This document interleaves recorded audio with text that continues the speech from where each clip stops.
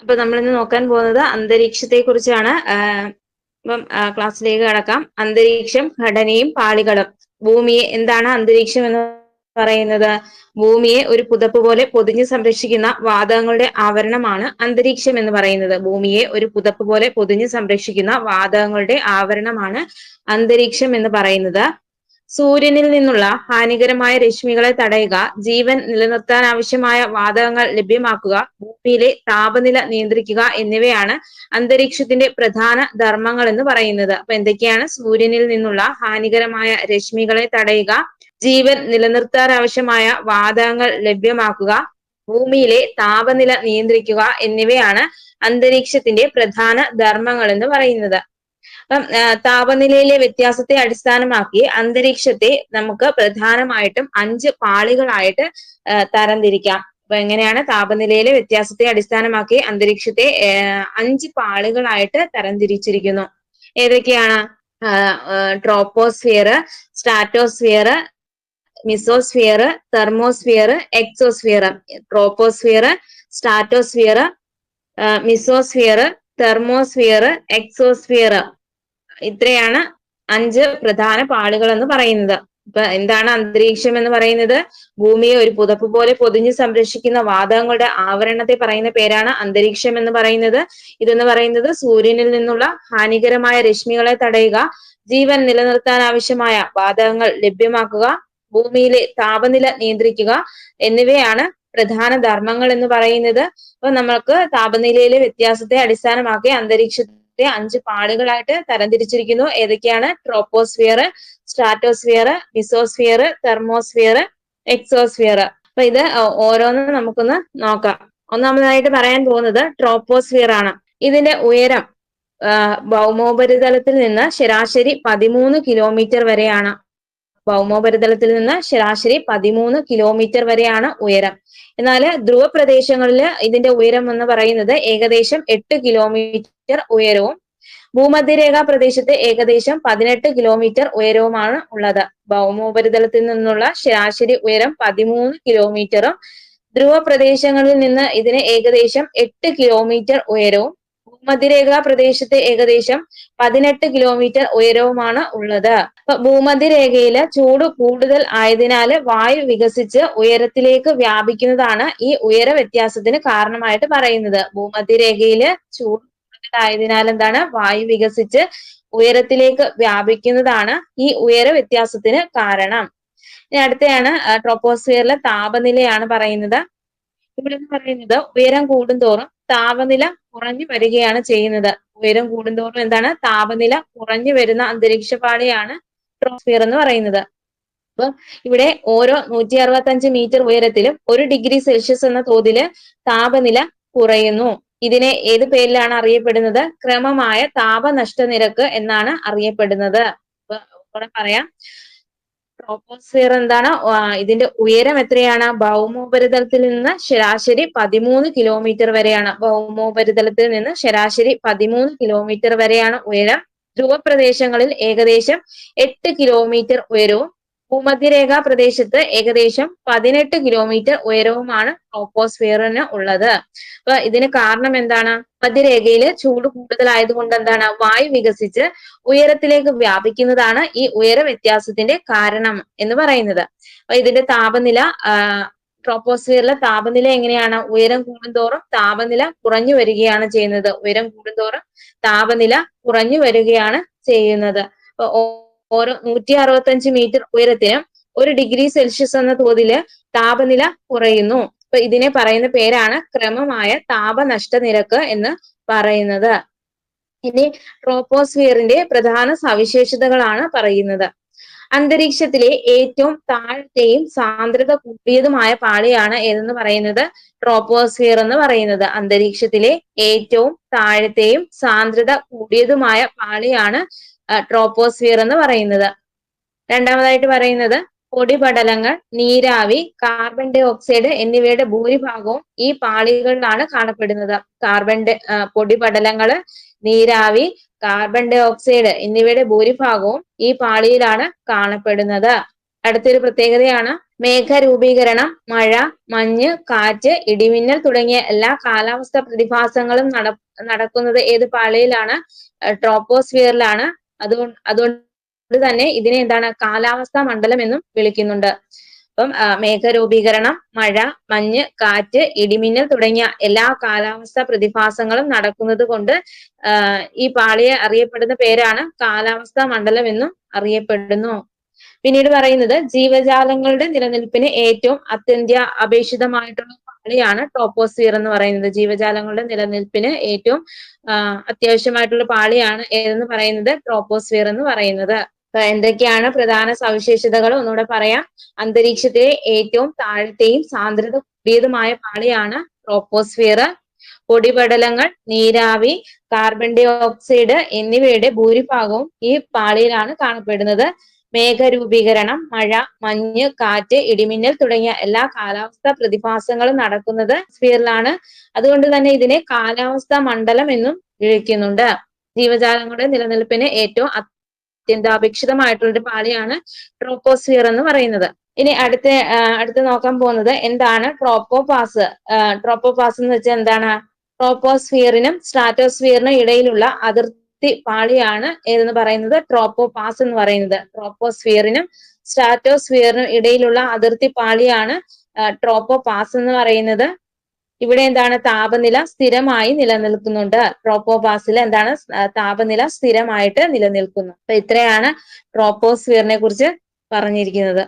അടുത്തായിട്ട് നോക്കാൻ പോകുന്നത് സ്ട്രാറ്റോസ്ഫിയർ ആണ്. അപ്പം ഇവിടുത്തെ ഉയരം എന്ന് പറയുന്നത് ട്രോപ്പോപാസിൽ നിന്ന് തുടങ്ങി ഏകദേശം 50 കിലോമീറ്റർ വരെ വ്യാപിച്ചു കിടക്കുന്നു. ട്രോപ്പോപാസിൽ നിന്ന് തുടങ്ങി ഏകദേശം 50 കിലോമീറ്റർ ഉയരം വരെ വ്യാപിച്ചു കിടക്കുന്ന പാളിയാണ് ഏതെന്ന് പറയുന്നത്? സ്ട്രാറ്റോസ്ഫിയർ എന്ന് പറയുന്നത്. അപ്പൊ ഇവിടുത്തെ താപനില ഈ പാളിയില് ഉയരം കൂടുന്തോറും താപനില വർദ്ധിക്കുന്നുണ്ട്. സ്ട്രാറ്റോസ്ഫിയറിൽ എന്താണ്? ഉയരം കൂടുന്തോറും താപനില വർദ്ധിക്കുന്നു. അപ്പൊ ഇതിന്റെ കാരണം എന്ന് പറയുന്നത് ഓസോൺ പാളിയുടെ സാന്നിധ്യമാണ് ഇതിന് കാരണം എന്ന് പറയുന്നത്. അപ്പൊ ഓസോൺ തന്മാത്രകള് സൂര്യനിൽ നിന്നുള്ള അൾട്രാവയലറ്റ് കിരണങ്ങളെ ആഗിരണം ചെയ്ത് താപം ഉൽപ്പാദിപ്പിക്കുന്നു. അപ്പൊ എന്താണ് സ്ട്രാറ്റോസ്ഫിയർ? ഇതിന്റെ ഉയരം എന്ന് പറയുന്നത് ട്രോപ്പോപാസിൽ നിന്ന് തുടങ്ങി ഏകദേശം 50 കിലോമീറ്റർ വരെ വ്യാപിച്ചിരിക്കുന്നു. ട്രോപ്പോപാസിൽ നിന്ന് തുടങ്ങി ഏകദേശം 50 കിലോമീറ്റർ വരെ വ്യാപിച്ചിരിക്കുന്ന പാളിയാണ് സ്ട്രാറ്റോസ്ഫിയർ എന്ന് പറയുന്നത്. അപ്പൊ സ്ട്രാറ്റോസ്ഫിയറിന്റെ താപനില എന്ന് പറയുന്നത് ഇവിടെ എന്താണ്? ഈ അന്തരീക്ഷ പാളിയിൽ ഉയരം കൂടുന്തോറും താപനില വർദ്ധിക്കുന്നു. ഉയരം കൂടുന്തോറും എന്താണ്? താപനില വർദ്ധിക്കുന്നു. ഇനി ഓസോൺ പാളിയുടെ സാന്നിധ്യമാണ് ഇതിന് കാരണം എന്ന് പറയുന്നത്. അപ്പൊ ഓസോൺ തന്മാത്രകൾ എന്താണ്? സൂര്യനിൽ നിന്നുള്ള അൾട്രാവയലറ്റ് കിരണങ്ങളെ ആഗിരണം ചെയ്ത് താപം ഉൽപ്പാദിപ്പിക്കുന്നു. അതുകൊണ്ട് തന്നെ എന്താണ്? ഇവിടെ ഉയരം കൂടുന്തോറും താപനില വർദ്ധിക്കുകയാണ് ഉണ്ടാകുന്നത്. അടുത്ത പ്രധാന സവിശേഷതകൾ, സ്ട്രാറ്റോസ്ഫിയറിന്റെ പ്രധാന സവിശേഷതകളാണ് പറയാൻ പോകുന്നത്. ഓസോൺ പാളിയാണ് മെയിൻ ആയിട്ടുള്ള സവിശേഷത എന്ന് പറയുന്നത്. അപ്പൊ ഈ പാളിയുടെ താഴ്ന്ന ഭാഗത്തായി, അതായത് ഏകദേശം 20 മുതൽ 30 കിലോമീറ്റർ വരെ ഉയരത്തില് ഓസോൺ വാതകത്തിന്റെ ഒരു പാളി കാണപ്പെടുന്നു. ഇത് സൂര്യനിൽ നിന്നുള്ള ഹാനികരമായ അൾട്രാവയലറ്റ് രശ്മികളെ ആഗിരണം ചെയ്ത് ഭൂമിയിലെ ജീവജാലങ്ങളെ സംരക്ഷിക്കുന്നു. ഓസോൺ പാളി കാണപ്പെടുന്ന അന്തരീക്ഷ മണ്ഡലമാണ് എന്ന് പറയുന്നത് സ്ട്രാറ്റോസ്ഫിയർ എന്ന് പറയുന്നത്. ഓസോൺ പാളി കാണപ്പെടുന്നത് അത് സ്ട്രാറ്റോസ്ഫിയറിലാണ്. അപ്പൊ ഈ പാളിയുടെ താഴ്ന്ന ഭാഗത്തായി ഏകദേശം 20 മുതൽ 30 കിലോമീറ്റർ വരെ ഉയരത്തിൽ എന്താണ്? ഓസോൺ വാതകത്തിന്റെ ഒരു പാളി കാണപ്പെടുന്നു. ഇതെന്താണ്? സൂര്യനിൽ നിന്നുള്ള ഹാനികരമായിട്ടുള്ള അൾട്രാവയലറ്റ് രശ്മികളെ ആഗിരണം ചെയ്ത് ഭൂമിയിലെ ജീവജാലങ്ങളെ സംരക്ഷിക്കുന്നു. അടുത്തത് കാലാവസ്ഥാ പ്രതിഭാസങ്ങൾ ഇല്ലാത്തതിനാൽ ഈ മണ്ഡലം വളരെ ശാന്തമാണ്. അതിനാൽ ജെറ്റ് വിമാനങ്ങൾക്ക് സഞ്ചരിക്കാൻ ഏറ്റവും അനുയോജ്യമായ പാളിയാണ് ഏതെന്ന് പറയുന്നത്? സ്ട്രാറ്റോസ്ഫിയർ എന്ന് പറയുന്നത്. അപ്പൊ എന്താണ്? കാലാവസ്ഥാ പ്രതിഭാസങ്ങൾ ഇല്ലാത്തത് കൊണ്ട് തന്നെ എന്താണ്? ഈ മണ്ഡലം വളരെ ശാന്തമാണ്. അതിനാല് ജെറ്റ് വിമാനങ്ങൾക്ക് സഞ്ചരിക്കാൻ ഏറ്റവും അനുയോജ്യമായ പാളിയാണ് സ്ട്രാറ്റോസ്ഫിയർ എന്ന് പറയുന്നത്. പറയാം, സ്ട്രാറ്റോസ്ഫിയർ ഉയരം എന്ന് പറയുന്നത് ട്രോപ്പോപാസിൽ നിന്ന് തുടങ്ങി ഏകദേശം 50 കിലോമീറ്റർ വരെ വ്യാപിച്ചിരിക്കുന്നു. താപനില എങ്ങനെയാണ്? ഈ പാളിയിൽ ഉയരം കൂടുന്തോറും താപനില വർദ്ധിക്കുന്നു. ഉയരം കൂടുന്തോറും താപനില വർദ്ധിക്കുന്നു. കാരണം എന്താണ്? ഓസോൺ പാളിയുടെ സാന്നിധ്യമാണ് ഇതിന് കാരണം. ഓസോൺ പാളിയുടെ സാന്നിധ്യമാണ് കാരണമായിട്ട് പറയുന്നത്. ഇനി ഓസോൺ തന്മാത്രകൾ സൂര്യനിൽ നിന്നുള്ള അൾട്രാവയലറ്റ് കിരണങ്ങളെ ആഗിരണം ചെയ്ത് താപം ഉൽപ്പാദിപ്പിക്കുന്നുണ്ട്. എന്താണ്? ഓസോൺ തന്മാത്രകൾ സൂര്യനിൽ നിന്നുള്ള അൾട്രാവയലറ്റ് കിരണങ്ങളെ ആഗിരണം ചെയ്ത് താപം ഉൽപ്പാദിപ്പിക്കുന്നു. പ്രധാന സവിശേഷതകളാണ് പറയുന്നത്. ഓസോൺ പാളി ഒന്നാമത്തെ സവിശേഷതയാണ് ഓസോൺ പാളി. എന്താണ്? ഈ പാളിയുടെ താഴ്ന്ന ഭാഗത്തായി ഏകദേശം 20 മുതൽ 30 കിലോമീറ്റർ ഉയരത്തിൽ എന്താണ് ഓസോൺ വാതകത്തിന്റെ ഒരു പാളി കാണപ്പെടുന്നു. ഇത് സൂര്യനിൽ നിന്നുള്ള ഹാനികരമായിട്ടുള്ള അൾട്രാവയലറ്റ് രശ്മികളെ ആഗിരണം ചെയ്ത് എന്താണ് ഭൂമിയിലെ ജീവജാലങ്ങളെ സംരക്ഷിക്കുന്നു. പിന്നീട് എന്താണ് പറയുന്നത്? കാലാവസ്ഥാ പ്രതിഭാസങ്ങൾ ഇല്ലാത്തതിനാല് ഈ മണ്ഡലം എന്താണ് വളരെ ശാന്തമാണ്. അതുകൊണ്ട് തന്നെ ജെറ്റ് വിമാനങ്ങൾക്ക് സഞ്ചരിക്കാൻ ഏറ്റവും അനുയോജ്യമായ പാളിയാണ് എന്ന് പറയുന്നത് സ്ട്രാറ്റോസ്ഫിയർ എന്ന് പറയുന്നത്. ഇനി ഈ സ്ട്രാറ്റോസ്ഫിയറിനെയും മിസോസ്ഫിയറിനെയും വേർതിരിക്കുന്ന ഭാഗം അറിയപ്പെടുന്ന പേരാണ് സ്ട്രാറ്റോപാസ് എന്നറിയപ്പെടുന്നത്. സ്ട്രാറ്റോസ്ഫിയറിനെയും മിസോസ്ഫിയറിനെയും വേർതിരിക്കുന്ന ഭാഗമാണ് സ്ട്രാറ്റോപാസ് എന്ന് അറിയപ്പെടുന്നത്. ഇവിടെ താപനില ഏറ്റവും ഉയർന്ന നിലയിൽ എത്തിയ ശേഷം വീണ്ടും കുറയാൻ തുടങ്ങുന്നുണ്ട്. അപ്പൊ ഇവിടെ എങ്ങനെയാണ്? താപനില ഏറ്റവും ഉയർന്ന നിലയിൽ എത്തിയ ശേഷം വീണ്ടും കുറയാൻ തുടങ്ങുന്നു. അപ്പൊ സ്ട്രാറ്റോപാസ് എന്ന് പറയുന്നത് എന്താണ്? സ്ട്രാറ്റോസ്ഫിയറിനെയും മിസോസ്ഫിയറിനെയും വേർതിരിക്കുന്ന ഭാഗമാണ് പാസ് എന്ന് പറയുന്നത്. ഇവിടെ താപനില ഏറ്റവും ഉയർന്ന നിലയിൽ എത്തിയ ശേഷം എന്താണ്? വീണ്ടും കുറയാൻ തുടങ്ങുന്നു. അടുത്ത അന്തരീക്ഷ പാളിയാണ് പറയാൻ പോകുന്നത്. മിസോസ്ഫിയർ ആണ്. ഇതിന്റെ ഉയരം എന്ന് പറയുന്നത് സ്ട്രാറ്റോപാസിൽ നിന്ന് ഏകദേശം 80 കിലോമീറ്റർ വരെ ഉയരത്തിൽ വ്യാപിച്ചിരിക്കുന്നു. മീസോസ്ഫിയറിന്റെ ഉയരം എങ്ങനെയാണ്? സ്ട്രാറ്റോപാസിൽ നിന്ന് ഏകദേശം 80 കിലോമീറ്റർ വരെ ഉയരത്തിൽ വ്യാപിച്ചിരിക്കുന്നു. അപ്പം ഇവിടെ താപനില എന്ന് പറയുന്നത് ഉയരം കൂടുന്തോറും താപനില ഗണ്യമായിട്ട് കുറഞ്ഞു വരുന്നു. ഉയരം കൂടുന്തോറും എന്താണ്? താപനില ഗണ്യമായിട്ട് കുറഞ്ഞു വരുന്ന അന്തരീക്ഷ പാളിയാണ് എന്ന് പറയുന്നത് മീസോസ്ഫിയർ എന്ന് പറയുന്നത്.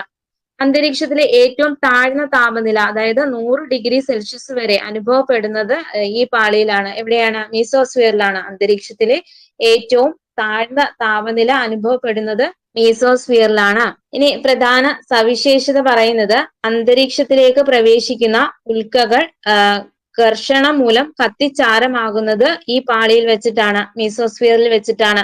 അന്തരീക്ഷത്തിലേക്ക് പ്രവേശിക്കുന്ന ഉൽക്കകൾ ഘർഷണം മൂലം കത്തിച്ചാരമാകുന്ന പാളിയാണ് മീസോസ്ഫിയർ എന്ന് പറയുന്നത്. ഇനി എന്താണ് മീസോപാസ് എന്ന് പറയുന്നത്?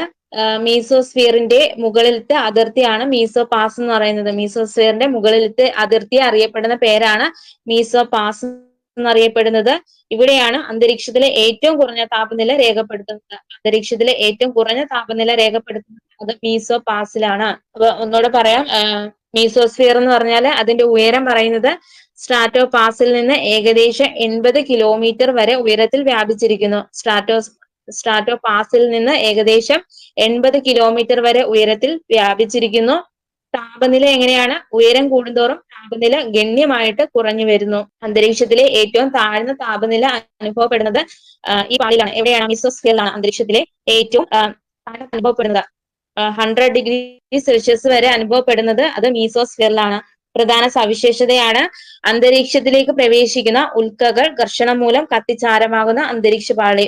അന്തരീക്ഷത്തിലേക്ക് പ്രവേശിക്കുന്ന ഉൽക്കകള് ഘർഷണം മൂലം കത്തിച്ചാരമാകുന്നത് മീസോസ്ഫിയറിൽ വെച്ചിട്ടാണ്. ഇനി മീസോസ്ഫിയറിന്റെ മുകളിലത്തെ അതിർത്തി അറിയപ്പെടുന്ന പേരാണ് മീസോപാസ് എന്നറിയപ്പെടുന്നത്. മീസോസ്ഫിയറിന്റെ ഏറ്റവും മുകളിലത്തെ അതിർത്തി അറിയപ്പെടുന്ന പേരാണ് മീസോപാസ്.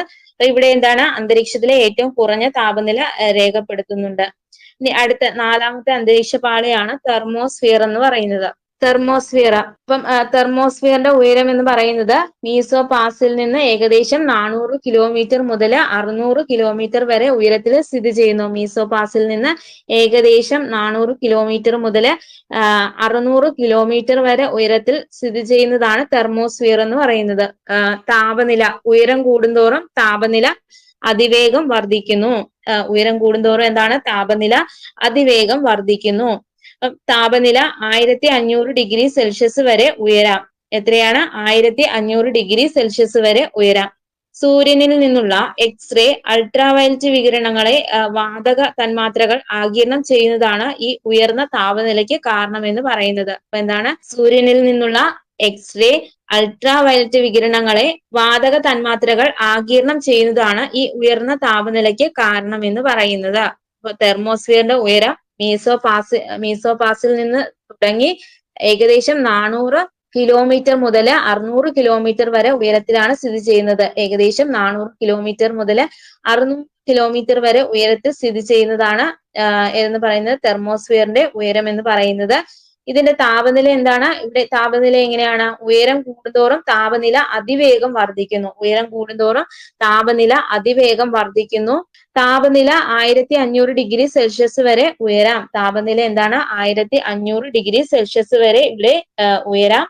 സൂര്യനിൽ നിന്നുള്ള എക്സ്റേ അൾട്രാവയലറ്റ് വികിരണങ്ങളെ വാതക തന്മാത്രകൾ ആഗിരണം ചെയ്യുന്നതാണ് ഈ ഉയർന്ന താപനിലയ്ക്ക് കാരണമാകുന്നത്. ഇനി അടുത്തത് പ്രധാന സവിശേഷതകളാണ് പറയാൻ പോകുന്നത്. തെർമോസ്ഫിയറിന്റെ പ്രധാന സവിശേഷതയാണ് പറയാൻ പോകുന്നത്. തെർമോസ്ഫിയറിന്റെ താഴ്ന്ന ഭാഗം ഏത് പേരിലാണ് അറിയപ്പെടുന്നത്? അയണോസ്ഫിയർ എന്ന് അറിയപ്പെടുന്നു. തെർമോസ്ഫിയറിന്റെ താഴ്ന്ന ഭാഗത്തെ അറിയപ്പെടുന്ന പേരാണ് അയണോസ്ഫിയർ എന്ന് അറിയപ്പെടുന്നത്. ഇവിടെ വാതക തന്മാത്രകൾ സൂര്യരശ്മികളേറ്റ് അയോണുകളായി, അതായത് ചാർജുള്ള കണികകളായി മാറുന്നു. ഈ പ്രക്രിയയെ അയോണീകരണം എന്ന് പറയപ്പെടുന്നു എന്നാണ് പറയുന്നത്. എന്താണ് അയണോസ്ഫിയർ? എന്താണ്? തെർമോസ്ഫിയറിന്റെ താഴ്ന്ന ഭാഗമാണ് അയണോസ്ഫിയർ. തെർമോസ്ഫിയറിന്റെ താഴ്ന്ന ഭാഗമാണ് അയണോസ്ഫിയർ എന്നറിയപ്പെടുന്നത്. അപ്പൊ ഇവിടെ വാതക തന്മാത്രകൾ എന്താണ്? സൂര്യരശ്മികളേറ്റ് അയോണുകളായിട്ട് മാറുന്നു. ഈ പ്രക്രിയയെ അയോണീകരണം എന്ന് പറയുന്നു. ഈ പ്രക്രിയയെ പറയുന്ന പേരാണ് അയോണീകരണം എന്ന് പറയുന്നത്. അടുത്ത രണ്ടാമത്തെ സവിശേഷതയാണ് റേഡിയോ പ്രക്ഷേപണം. അയണോസ്ഫിയറിലെ അയോണുകൾക്ക് റേഡിയോ തരംഗങ്ങളെ ഭൂമിയിലേക്ക് പ്രതിഫലിപ്പിക്കാൻ കഴിയും. ഇത് ദീർഘദൂര റേഡിയോ പ്രക്ഷേപണം സാധ്യമാക്കുന്നുണ്ട്. ദീർഘദൂര റേഡിയോ പ്രക്ഷേപണം സാധ്യമാക്കുന്ന അന്തരീക്ഷ പാളിയാണ് എന്ന് പറയുന്നത് തെർമോസ്ഫിയർ എന്ന് പറയുന്നത്. ഇനി അടുത്തയാണ് ധ്രുവദീപ്തി. ധ്രുവദീപ്തി അതായത് അറോറ. ഉത്തര ധ്രുവത്തിലും ദക്ഷിണ ധ്രുവത്തിലും കാണപ്പെടുന്ന മനോഹരമായ വർണ്ണപ്രകാശമായ ധ്രുവദീപ്തികൾ ഈ പാളിയിലാണ് രൂപം കൊള്ളുന്നത്. ധ്രുവദീപ്തി അഥവാ അറോറ ഉത്തര ധ്രുവത്തിലും ദക്ഷിണ ധ്രുവത്തിലും കാണപ്പെടുന്ന മനോഹരമായ വർണ്ണപ്രകാശമായ ധ്രുവദീപ്തികൾ ഈ പാളിയിലാണ് കാണപ്പെടുന്നത്. തെർമോസ്ഫിയറിനെ കുറിച്ചാണ് പറഞ്ഞത്. ഉയരം എത്രയാണ്? മീസോപാസിൽ നിന്ന് ഏകദേശം 400 കിലോമീറ്റർ മുതൽ 600 കിലോമീറ്റർ വരെ ഉയരത്തിൽ സ്ഥിതി ചെയ്യുന്നതാണ് ഉയരം എന്ന് പറയുന്നത്. അപ്പൊ തെർമോസ്ഫിയറിന്റെ ഉയരം എങ്ങനെയാണ്? മീസോപാസിൽ നിന്ന് ഏകദേശം 400 കിലോമീറ്റർ മുതൽ 600 കിലോമീറ്റർ വരെ ഉയരത്തിൽ സ്ഥിതി ചെയ്യുന്നതാണ് തെർമോസ്ഫിയർ എന്ന് പറയുന്നത്. അടുത്തത് താപനില എങ്ങനെയാണ്? ഇവിടെ ഉയരം കൂടുന്തോറും താപനില അതിവേഗം വർദ്ധിക്കുന്നു. ഉയരം കൂടുന്തോറും എന്താണ്? താപനില അതിവേഗം വർദ്ധിക്കുന്നു. ഇവിടുത്തെ താപനില എന്ന് പറയുന്നത് 1500 ഡിഗ്രി സെൽഷ്യസ് വരെ ഉയരാൻ സാധ്യതയുണ്ട്. 1500 ഡിഗ്രി സെൽഷ്യസ് വരെ ഉയരാം. പിന്നീട് സൂര്യനിൽ നിന്നുള്ള എക്സ്റേ അൾട്രാവയലറ്റ് വികിരണങ്ങളെ എന്താണ്? വാതക തന്മാത്രകൾ ആഗിരണം ചെയ്യുന്നതാണ് ഈ ഉയർന്ന താപനിലയ്ക്ക് കാരണമായിട്ട് പറയുന്നത്. സൂര്യനിൽ നിന്നുള്ള എക്സ്റേ അൾട്രാവയലറ്റ് വികിരണങ്ങളെ എന്താണ്? വാതക തന്മാത്രകൾ ആഗിരണം ചെയ്യുന്നതാണ് ഈ താപനിലയ്ക്ക് ഉയർന്ന താപനിലയ്ക്ക് കാരണമാകുന്നത്. ഇവിടെയുള്ള പ്രധാന സവിശേഷതയാണ് ഒന്നാമതായിട്ട് പറയുന്നത് അയണോസ്ഫിയർ ആണ്. എന്താണ്? തെർമോസ്ഫിയറിന്റെ ഏറ്റവും താഴ്ന്ന ഭാഗത്തെ അറിയപ്പെടുന്ന പേരാണ് അയണോസ്ഫിയർ. തെർമോസ്ഫിയറിന്റെ താഴ്ന്ന ഭാഗത്തെ അറിയപ്പെടുന്ന പേരാണ് അയണോസ്ഫിയർ എന്നറിയപ്പെടുന്നത്. അപ്പൊ ഇവിടെ വാതക തന്മാത്രകള് സൂര്യരശ്മികളേറ്റ് അയോണുകളായി, അതായത് ചാർജുള്ള കണികകളായിട്ട് മാറുന്നു. ഈ പ്രക്രിയയെ പറയുന്ന പേരാണ് അയോണീകരണം എന്നറിയപ്പെടുന്നത്. അപ്പൊ അയോണീകരണം സംഭവിക്കുന്ന അന്തരീക്ഷ പാളിയാണ് തെർമോസ്ഫിയർ എന്ന് പറയുന്നത്. പിന്നീടാണ് റേഡിയോ പ്രക്ഷേപണം. റേഡിയോ പ്രക്ഷേപണം ദീർഘദൂര റേഡിയോ പ്രക്ഷേപണം സാധ്യമാക്കുന്ന അന്തരീക്ഷ പാളിയാണ് തെർമോസ്ഫിയർ എന്ന് പറയുന്നത്. അപ്പൊ ഈ അയണോസ്ഫിയറിലെ എന്താണ്? അയോണുകൾക്ക് റേഡിയോ തരംഗങ്ങളെ ഭൂമിയിലേക്ക് പ്രതിഫലിക്കാൻ കഴിയുന്നുണ്ട്. അയോണോസ്ഫിയറിലെ അയോണുകൾക്ക് എന്താണ്? റേഡിയോ തരംഗങ്ങളെ ഭൂമിയിലേക്ക് പ്രതിഫലിപ്പിക്കാൻ കഴിയും. ഇത് ദീർഘദൂര റേഡിയോ പ്രക്ഷേപണം സാധ്യമാക്കുന്നുണ്ട്.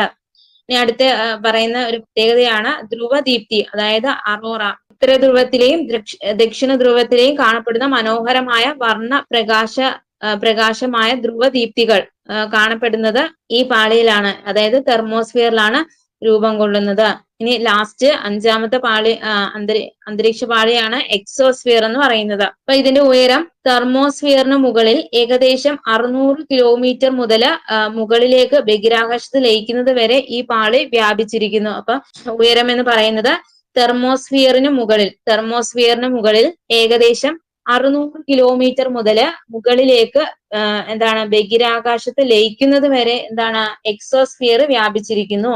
താപനില എന്ന് പറയുന്നത് താപനില വളരെ ഉയർന്നതാണെങ്കിലും വാതക തന്മാത്രകൾ തമ്മിലുള്ള അകലം വളരെ കൂടുതലായതിനാൽ എന്താണ് താപം അനുഭവപ്പെടുന്നില്ല. അപ്പൊ ഇവിടെ എന്താണ് താപനില വളരെ ഉയർന്നതാണെങ്കിലും വാതക തന്മാത്രകൾ തമ്മിലുള്ള അകലം വളരെ കൂടുതൽ ആയതിനാൽ താപം അനുഭവപ്പെടുന്നില്ല. പ്രത്യേകത സവിശേഷതകളാണ് എക്സോസ്ഫിയറിന്റെ പ്രധാന സവിശേഷതകളാണ് അന്തരീക്ഷത്തിലെ ഏറ്റവും പുറമെയുള്ള പാളിയാണ് എന്ന് പറയുന്നത് എക്സോസ്ഫിയർ. അന്തരീക്ഷത്തിലെ ഏറ്റവും പുറമെയുള്ള പാളിയാണ് എക്സോസ്ഫിയർ എന്ന് പറയുന്നത്. വായുവിന്റെ സാന്ദ്രത ഇവിടെ നാമമാത്രമാണ്. വായുവിന്റെ സാന്ദ്രത എന്താണ്? ഇവിടെ നാമമാത്രമാണ്. ഹൈഡ്രജൻ, ഹീലിയം പോലെയുള്ള വളരെ ഭാരം കുറഞ്ഞ വാതകങ്ങളാണ് ഇവിടെ കാണപ്പെടുന്നത്. ഇപ്പൊ എക്സോസ്ഫിയറിൽ കാണപ്പെടുന്നത് ഹൈഡ്രജൻ, ഹീലിയം പോലെയുള്ള വളരെ ഭാരം കുറഞ്ഞ വാതകങ്ങളാണ് എക്സോസ്ഫിയറിൽ കാണപ്പെടുന്നത്. അടുത്തത് ഈ പാളിയിൽ നിന്ന് വാതക തന്മാത്രകൾക്ക് ഇവയുടെ ഗുരുത്വാകർഷണത്തെ ഭേദിച്ച് ബഹിരാകാശത്തേക്ക് രക്ഷപ്പെടാൻ കഴിയും. ഈ പാളിയിൽ നിന്ന് വാതക തന്മാത്രകൾക്ക് ഭൂമിയുടെ ഗുരുത്വാകർഷണത്തെ ഭേദിച്ചുകൊണ്ട് ബഹിരാകാശത്തേക്ക് രക്ഷപ്പെടാൻ കഴിയും. പിന്നീട് കൃത്രിമ ഉപഗ്രഹങ്ങൾ പലതും ഈ മേഖലയിൽ ഭൂമിയെ വലം വയ്ക്കുന്നുണ്ട്. കൃത്രിമ ഉപഗ്രഹങ്ങൾ പലതും ഈ മേഖലയിൽ എന്താണ് ഭൂമിയെ വലം വയ്ക്കുന്നു. അപ്പൊ ഇത്രയാണ് എക്സോസ്ഫിയറിനെ കുറിച്ച് പറയുന്നത്. അപ്പൊ ഉയരം എന്ന് പറയുന്നത് തെർമോസ്ഫിയറിന് മുകളിൽ ഏകദേശം 600 കിലോമീറ്റർ മുതൽ മുകളിലേക്ക് ബഹിരാകാശത്ത് ലയിക്കുന്നത് വരെ എന്താണ് എക്സോസ്ഫിയർ വ്യാപിച്ചിരിക്കുന്നു. താപനില എന്ന് പറയുന്നത് ഇവിടെ താപനില വളരെ ഉയർന്നതാണെങ്കിലും വാതക തന്മാത്രകൾ തമ്മിലുള്ള അകലം വളരെ കൂടുതലായതുകൊണ്ട് താപം അനുഭവപ്പെടുന്നില്ല. താപം എന്താണ് ഇവിടെ അനുഭവപ്പെടുന്നില്ല. പിന്നീട് അന്തരീക്ഷത്തിലെ ഏറ്റവും പുറമേയുള്ള പാളിയാണ് എക്സോസ്ഫിയർ എന്ന് പറയുന്നത്. അന്തരീക്ഷത്തിലെ ഏറ്റവും പുറമേയുള്ള പാളിയാണ് എക്സോസ്ഫിയർ എന്ന് പറയുന്നത്. പിന്നീട് വായുവിന്റെ സാന്ദ്രത ഇവിടെ നാമമാത്രമാണ്. വായുവിന്റെ സാന്ദ്രത ഇവിടെ നാമമാത്രമാണ്. ഹൈഡ്രജൻ, ഹീലിയം പോലെയുള്ള വളരെ ഭാരം കുറഞ്ഞ വാതകങ്ങളാണ് കാണപ്പെടുന്നത്. ഹൈഡ്രജൻ, ഹീലിയം പോലെയുള്ള വളരെ ഭാരം കുറഞ്ഞ വാതകങ്ങളാണ് കാണപ്പെടുന്നത്. പിന്നീട് ഈ പാളിയിൽ നിന്ന് വാതക തന്മാത്രകൾക്ക് ഭൂമിയിലെ ഗുരുത്വാകർഷണത്തെ ഭേദിച്ചുകൊണ്ട് ബഹിരാകാശത്തേക്ക് രക്ഷപ്പെടാൻ കഴിയും. പിന്നീട് കൃത്രിമ ഉപഗ്രഹങ്ങൾ പലതും എന്താണ് ഈ മേഖലയിൽ ഭൂമിയെ വലം വയ്ക്കുന്നുണ്ട്. ഇനി അന്തരീക്ഷ പാളികൾ ഒരു സംഗ്രഹം എന്ന് പറഞ്ഞിട്ടൊരു ബോക്സിനകത്ത് കൊടുത്തിട്ടുണ്ട്. അപ്പം ലെയർ, അതിന്റെ ഉയരം, താപനിലയിലെ മാറ്റം, പ്രധാന സവിശേഷതകളാണ് പറയാൻ പോകുന്നത്. ഒന്നാമത്തെ പാളിയാണ് ട്രോപ്പോസ്ഫിയർ എന്ന് പറയുന്നത്. ഇതിന്റെ ഉയരം എത്ര കിലോമീറ്റർ മുതൽ എത്ര കിലോമീറ്റർ വരെയാണെന്നാണ് പറയുന്നത്. എത്രയാണ്? 0 മുതൽ 18 കിലോമീറ്റർ വരെയാണ് ഇതിന്റെ ഉയരം എന്ന് പറയുന്നത്. ട്രോപ്പോസ്ഫിയറിന്റെ ഉയരം 0 മുതൽ 18 കിലോമീറ്റർ എന്ന് 0 മുതൽ 18 കിലോമീറ്റർ വരെയാണ് ഉയരം. താപനിലയിലെ മാറ്റം എങ്ങനെയാണ്? ഉയരം കൂടുമ്പോൾ എന്താണ്? താപനില കുറയുന്നു. ഉയരം കൂടുമ്പോൾ താപനില കുറയുന്നതാണ് ട്രോപ്പോസ്ഫിയറിൽ. ഇനി പ്രധാന സവിശേഷത പറയുന്നത് കാലാവസ്ഥാ പ്രതിഭാസങ്ങൾ, ജീവന്റെ സാന്നിധ്യം ഒക്കെ ഉള്ള അന്തരീക്ഷ പാളിയാണ് ട്രോപ്പോസ്ഫിയർ എന്ന് പറയുന്നത്. അപ്പൊ ട്രോപ്പോസ്ഫിയറിന്റെ ഉയരം 0 മുതൽ 18 കിലോമീറ്റർ വരെ ഉയരമുണ്ട്. അപ്പം താപനിലയിലെ മാറ്റം പറയുന്നത് ഉയരം കൂടുമ്പോൾ എന്താണ്? താപനില കുറയുന്നു. ഉയരം കൂടുന്തോറും താപനില കുറയുന്നു. പ്രധാന സവിശേഷതയാണ് കാലാവസ്ഥാ പ്രതിഭാസങ്ങളും ജീവന്റെ സാന്നിധ്യവും ഒക്കെ അനുഭവപ്പെടുന്ന അന്തരീക്ഷ പാളിയാണ് ട്രോപ്പോസ്ഫിയർ എന്ന് പറയുന്നത്. അടുത്തത് സ്ട്രാറ്റോസ്ഫിയർ ആണ്. ഉയരം എത്രയാണ്? 18 മുതൽ 50 കിലോമീറ്റർ വരെയാണ് ഉയരം എന്ന് പറയുന്നത്. 18 കിലോമീറ്റർ മുതൽ 50 കിലോമീറ്റർ ആണ്. അപ്പൊ ഇവിടെ താപനിലയിലെ മാറ്റം എങ്ങനെയാണ്? ഉയരം കൂടുമ്പോൾ എന്താണ്? താപനില വർദ്ധിക്കുന്നുണ്ട്. ഉയരം കൂടുമ്പോൾ താപനില വർദ്ധിക്കുന്നു. പിന്നീട് ഓസോൺ പാളി, ജെറ്റ് വിമാനങ്ങളുടെ സഞ്ചാരപാത, ഇതൊക്കെയാണ് പ്രധാന സവിശേഷതകൾ എന്ന് പറയുന്നത്. ഓസോൺ പാളി കാണപ്പെടുന്നതും ജെറ്റ് വിമാനങ്ങളുടെ സഞ്ചാരപാത, ഇതൊക്കെ ഏത് അന്തരീക്ഷ പാളിയിലാണ്? അത് സ്ട്രാറ്റോസ്ഫിയറിലാണ്.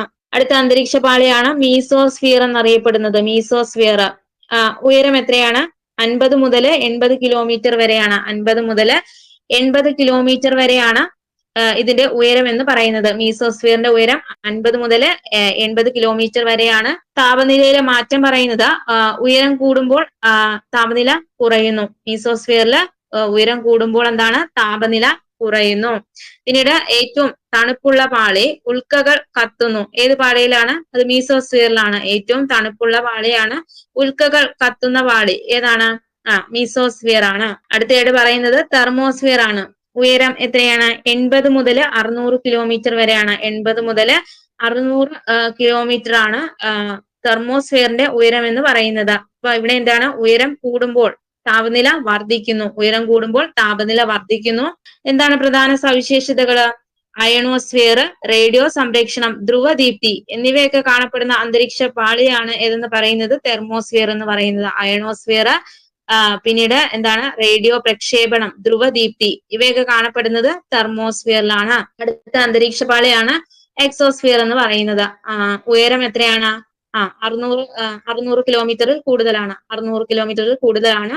അപ്പൊ ഇവിടെ എന്താണ്? ഉയരം കൂടുമ്പോൾ താപനില വർദ്ധിക്കുന്നു. ഉയരം കൂടുമ്പോൾ താപനില വർദ്ധിക്കുന്നു. പ്രധാന സവിശേഷത എന്താണ്? ബഹിരാകാശവുമായിട്ട് ലയിക്കുന്നു, സാന്ദ്രത കുറവാണ്. ബഹിരാകാശവുമായി ലയിക്കുന്നു, സാന്ദ്രത വളരെ കുറവാണ്. ഇതാണ് എക്സോസ്ഫിയറിനെ കുറിച്ച് പറയുന്നത്. ഇനി കുറച്ച് ഇതിനെ പറ്റിയുള്ള കുറച്ച് ക്വസ്റ്റ്യൻസ് നോക്കാം.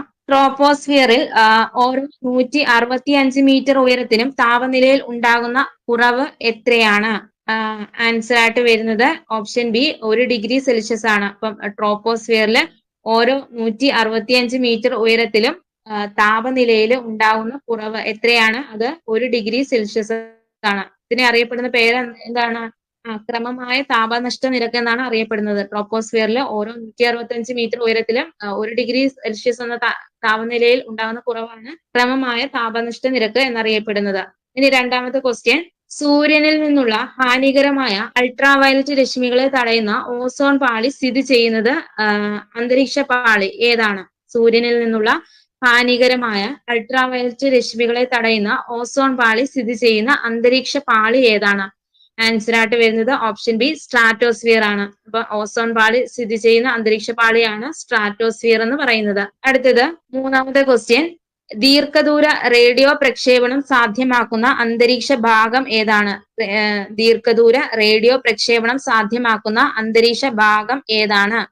ആൻസർ ആയിട്ട് വരുന്നത് ഏതാണ്? ഓപ്ഷൻ സി അയണോസ്ഫിയർ ആണ്. അയണോസ്ഫിയർ ആണ് ദീർഘദൂര റേഡിയോ പ്രക്ഷേപണം സാധ്യമാക്കുന്ന അന്തരീക്ഷ ഭാഗമാണ് അയണോസ്ഫിയർ എന്നറിയപ്പെടുന്നത്. അടുത്തത് നാലാമത്തെ ക്വസ്റ്റ്യൻ, അന്തരീക്ഷത്തിലെ ഏറ്റവും താഴ്ന്ന താപനില, അതായത് 100 ഡിഗ്രി സെൽഷ്യസ് വരെ അനുഭവപ്പെടുന്ന പാളി ഏത്? അന്തരീക്ഷത്തിലെ ഏറ്റവും താഴ്ന്ന താപനില, അതായത് 100 ഡിഗ്രി സെൽഷ്യസ് വരെ അനുഭവപ്പെടുന്ന പാളി ഏതാണ്?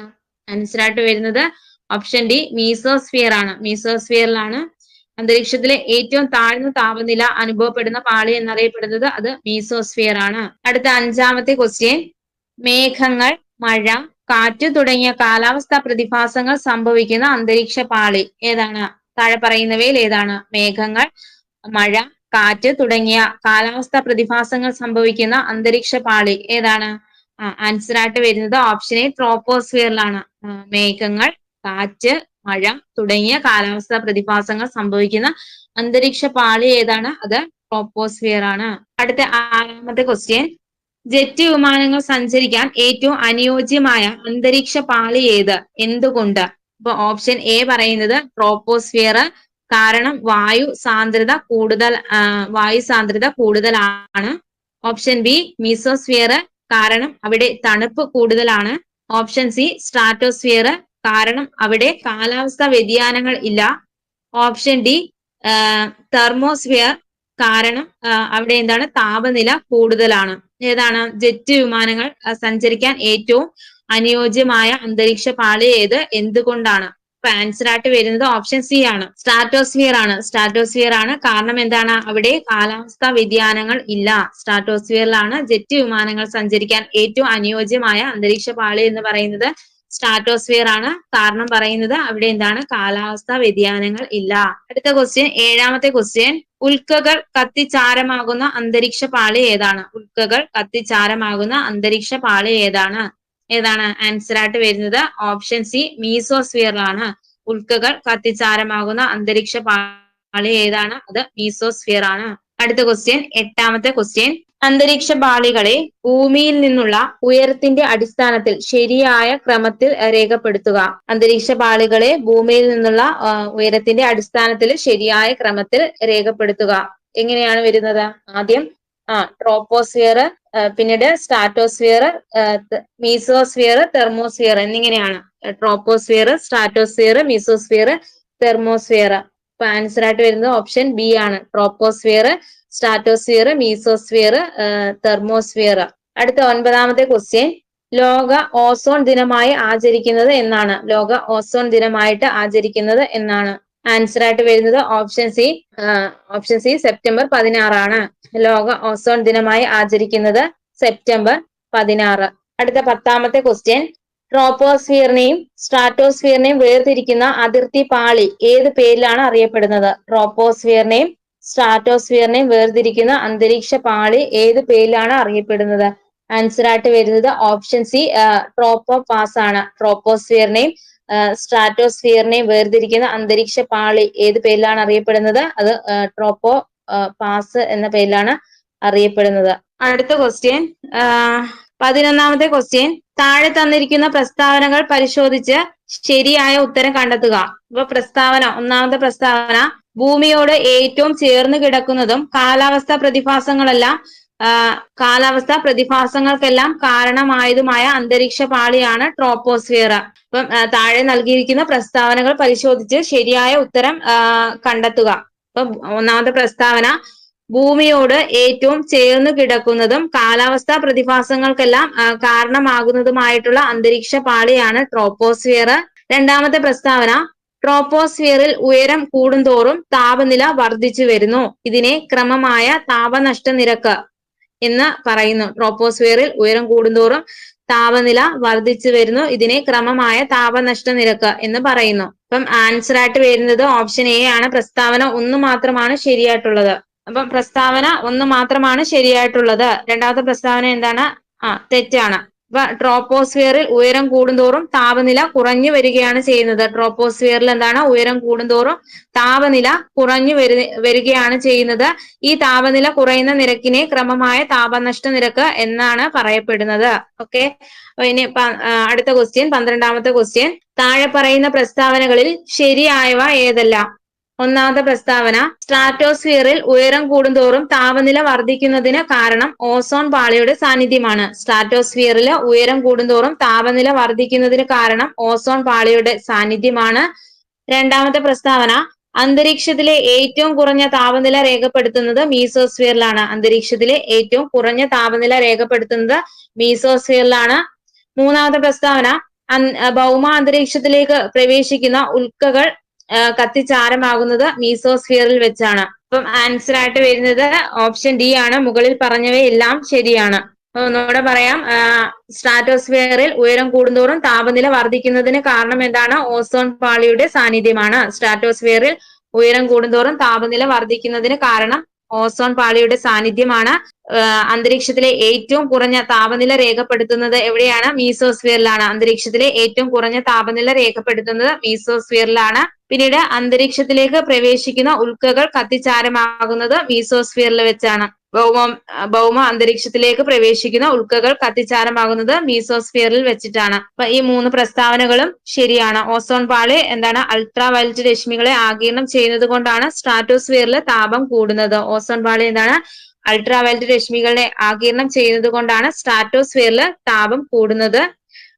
മീസോസ്ഫിയറിലാണ് ഏറ്റവും കുറഞ്ഞ താപനിലയും ഉൽക്കകൾ കത്തുന്നതും. അപ്പൊ ഏറ്റവും കുറഞ്ഞ താപനിലയും ഉൽക്കകൾ കത്തുന്നതുമായിട്ടുള്ള പാളിയാണ് ഏതെന്ന് പറയുന്നത്? മീസോസ്ഫിയർ എന്ന് പറയുന്നത്. അടുത്ത ക്വസ്റ്റ്യൻ, 13ാമത്തെ ക്വസ്റ്റ്യൻ, താഴെ ഒരു പ്രസ്താവനയും അതിന്റെ കാരണവും പ്രസ്താവനയും എ, അതിന്റെ കാരണം 6 നൽകിയിരിക്കുന്നു. ശരിയായ ഓപ്ഷൻ തിരഞ്ഞെടുക്കുക. പ്രസ്താവനയാണ് പറയുന്നത്, തെർമോസ്ഫിയർ ദീർഘദൂര റേഡിയോ പ്രക്ഷേപണം സാധ്യമാക്കുന്നു. തെർമോസ്ഫിയർ ദീർഘദൂര റേഡിയോ പ്രക്ഷേപണം സാധ്യമാക്കുന്നു. കാരണം, അതിന്റെ റീസൺ പറയുന്നത്, ഈ പാളിയിലെ വാതക തന്മാത്രകൾ സൂര്യനിൽ നിന്നുള്ള എക്സ്റേ അൾട്രാവയലറ്റ് രശ്മികളേറ്റ് അയോണീകരിക്കപ്പെടുകയും ഈ അയോണുകൾക്ക് റേഡിയോ തരംഗങ്ങളെ ഭൂമിയിലേക്ക് പ്രതിഫലിപ്പിക്കാൻ കഴിയുകയും ചെയ്യുന്നു. കാരണം എന്താണ് പറയുന്നത്? ഈ പാളിയിലെ വാതക തന്മാത്രകള് സൂര്യനിൽ നിന്നുള്ള എക്സ്റേ, അൾട്രാവയലറ്റ് രശ്മികളേറ്റ് അയോണീകരിക്കപ്പെടുകയും ഈ അയോണുകൾക്ക് റേഡിയോ തരംഗങ്ങളെ ഭൂമിയിലേക്ക് പ്രതിഫലിപ്പിക്കാൻ കഴിയുകയും ചെയ്യുന്നു. അപ്പൊ ഇവിടെ ആൻസർ ആയിട്ട് വരുന്നത് ഏതാണ്? ഉത്തരം ഓപ്ഷൻ എ ആണ്. എയും ആറും ശരിയാണ്. എന്നത് എന്താണ്? എയുടെ ശരിയായിട്ടുള്ള വിശദീകരണമാണ്. അപ്പൊ തെർമോസ്ഫിയറിലാണ് ദീർഘദൂര റേഡിയോ പ്രക്ഷേപണം സാധ്യമാക്കുന്നുണ്ട്. ഇതിന് കാരണം എന്താണ്? ഈ പാളിയിലെ വാതക തന്മാത്രകൾ സൂര്യനിൽ നിന്നുള്ള എക്സ്റേ, അൾട്രാവയലറ്റ് രശ്മികളേറ്റ് അയോണീകരിക്കപ്പെടുകയും ഈ അയോണുകൾക്ക് റേഡിയോ തരംഗങ്ങളെ ഭൂമിയിലേക്ക് പ്രതിഫലിപ്പിക്കാൻ കഴിയുകയും ചെയ്യുന്നു എന്നതാണ്. അപ്പൊ ഇതിന്റെ വിശദീകരണം പറയുന്നത് തെർമോസ്ഫിയറിലെ അയണോസ്ഫിയർ എന്ന ഭാഗമാണ് റേഡിയോ പ്രക്ഷേപണം സാധ്യമാക്കുന്നത്. തെർമോസ്ഫിയറിലെ അയണോസ്ഫിയർ എന്ന ഭാഗമാണ് റേഡിയോ പ്രക്ഷേപണം സാധ്യമാക്കുന്നത്.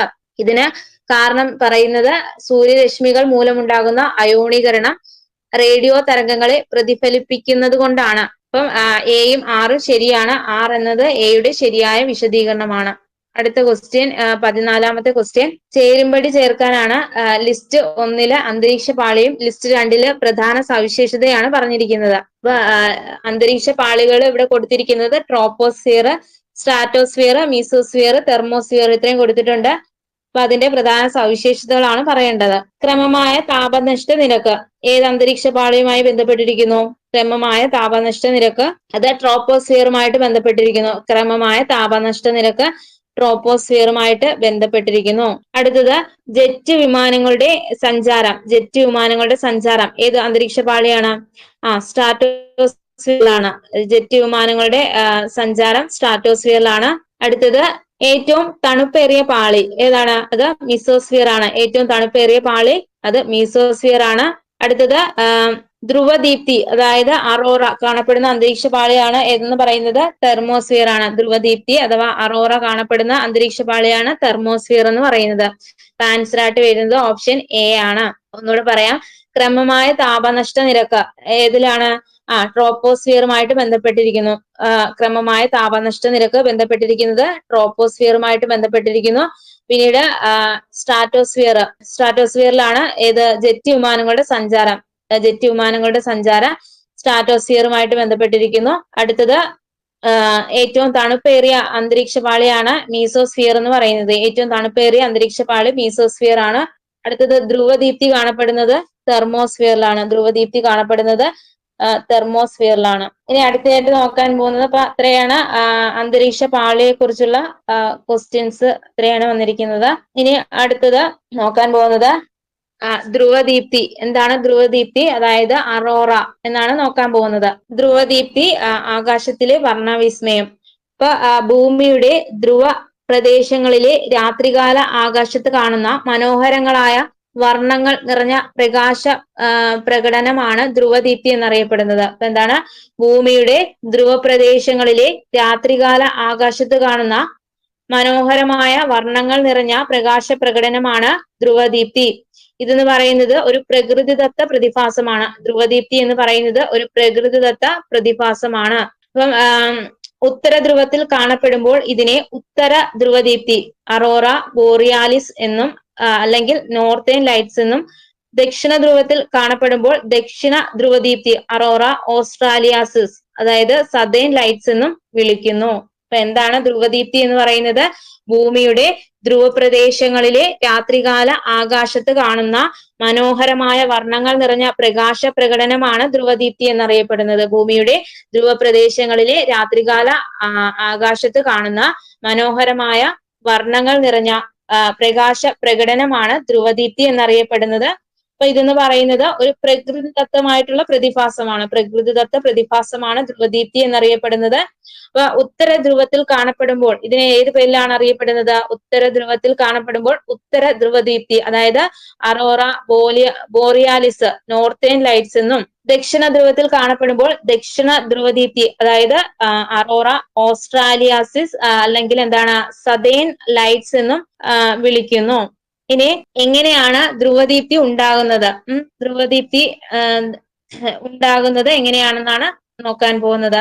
ഇപ്പൊ ധ്രുവദീപ്തിയുടെ രൂപീകരണം ഒരു സങ്കീർണമായ പ്രക്രിയയാണ്. അപ്പൊ അതിന്റെ ഓരോ ഘട്ടവുമാണ് ഇനി നോക്കാൻ പോകുന്നത്. ധ്രുവദീപ്തിയുടെ രൂപീകരണം എന്ന് പറയുന്നത് ഒരു സങ്കീർണമായിട്ടുള്ള പ്രക്രിയയാണ്. അപ്പം അതിന്റെ ഓരോ ഘട്ടങ്ങൾ, ഇങ്ങനെയാണ് അത് രൂപപ്പെടുന്നത്, അതിന്റെ ഘട്ടങ്ങളാണ് നോക്കാൻ പോകുന്നത്. ഒന്നാമതായിട്ട് പറയുന്നത് സൗരക്കാറ്റ്, അതായത് സോളാർ വിൻഡ് ആണ് പറയാൻ പോകുന്നത്. ഒന്നാമത്തെ ഘട്ടമാണ് സൗരക്കാറ്റ്, സോളാർ വിൻഡ്. ധ്രുവദീപ്തിയുടെ ഉത്ഭവം അത് എവിടെ നിന്നാണ്? സൂര്യനിൽ നിന്നാണ്. ധ്രുവദീപ്തിയുടെ ഉത്ഭവം എവിടെ നിന്നാണ്? സൂര്യനിൽ നിന്നാണ്.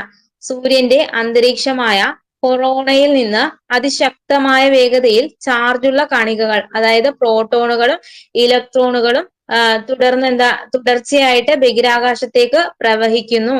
ഈ കണികകളുടെ പ്രവാഹത്തെയാണ് സൗരക്കാറ്റ് എന്ന് പറയുന്നത്. അപ്പൊ എന്താണ്? ധ്രുവദീപ്തിയുടെ ഉത്ഭവം എവിടെ നിന്നാണ്? അത് സൂര്യനിൽ നിന്നാണ്.